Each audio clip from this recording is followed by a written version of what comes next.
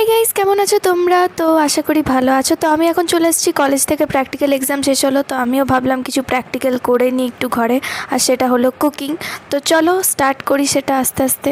তো আজ আমি বানাবো অপরাজিতা ফুলের ডাম্পলিংস। আমি দেখেছিলাম যে এক জায়গায় যে অপরাজিতা ফুল দিয়ে চা বানাচ্ছে, তো সেটা জলটা ইউজ করে আমি ডাম্পলিংসে কালার দিতে চাই, যেটা ব্লু ব্লু ডাম্পলিংস হয়। তো দেখি আজকে কত দূর কী হয়। যদি বেঁচে থাকি তাহলে কালকে আবার ভিডিও করব আমি, ঠিক আছে? আর পুরো রেসিপিটাও আমি শেয়ার করব, রেসিপিটা তোমরা পেয়ে যাবে। যদি বেঁচে না থাকি তার মানে জানবে ভিডিও আপলোড হয়নি, ঠিক আছে? তো চলো শুরু করি।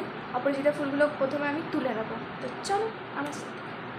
দেখো গাইস, কত ফুল হয়েছে গাছটায়, পুরো ভর্তি। দেখো ফুল হয়েছে, জানি না তোমরা দেখতে পাচ্ছ কি না, বাট পুরো ভর্তি। আর আমি এখানে প্লেট নিয়ে চলে এসেছি কালেক্ট করতে পেরেছি আপাতত।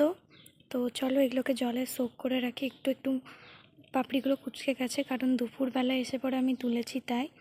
তো এগুলোকে আমি জলে শুকিয়ে রাখবো, এখন ভিজিয়ে রাখবো, ঠান্ডা জলে। তো চলো। অপরাজিতা ফুলগুলো কালেক্ট করার পর তারপর আমি ভালো করে জলে ধুয়ে, এটা হচ্ছে ঠান্ডা জল যেটা আমি ফ্রিজের বটল থেকে নিয়েছি, ঠান্ডা জল।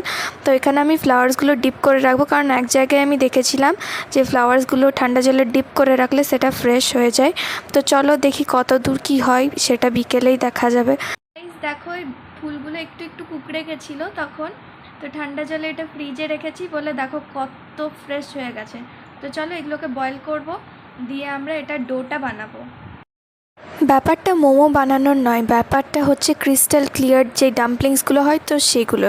তো আমার কাছে স্টার্চ ছিল না, তাই আমি সাবুদানা দিয়ে এক্সপেরিমেন্ট করছি। তো দেখো তোমরা, সাবুদানাটাকে আমি বেটে নিয়েছি মিক্সারে।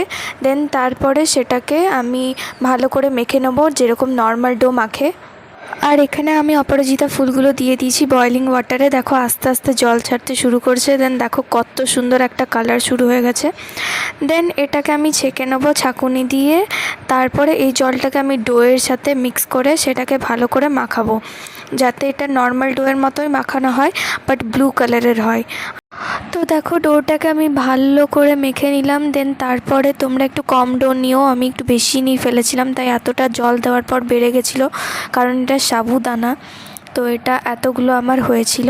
দেন এইগুলোকে আমি আস্তে আস্তে বেলে নেব। তার আগে ফিলিংয়ের জন্য আমি এখানে গাজর, পেঁয়াজ, লঙ্কা আর বাঁধাকপি ইউজ করেছি আমার চপারটা দিয়ে, আমার ফেভারেট পার্ট এটা। তো এটা আমি চপ করে নেব। দেন দেখো এতটা ফিলিং বেরিয়েছে। দেন তারপরে আমি এই ফিলিংটাকে ভালো করে ফ্রাই করে নেব, আর তার মধ্যে আমি চিলি সস, টমেটো সস আর রেড চিলি পাউডার দিয়েছিলাম। দেন দেখো এই লেচিগুলো আমি করে নিয়েছি। দেন তারপরে ফিলিংটা ভরে এই এতগুলোই আমি করতে পেরেছি, কারণ বাকিগুলো ভেঙে যাচ্ছিলো গাইজ, অনেক কষ্টে কটা হয়েছে। তো চলো দেখি ট্রান্সপারেন্ট হয় কি না।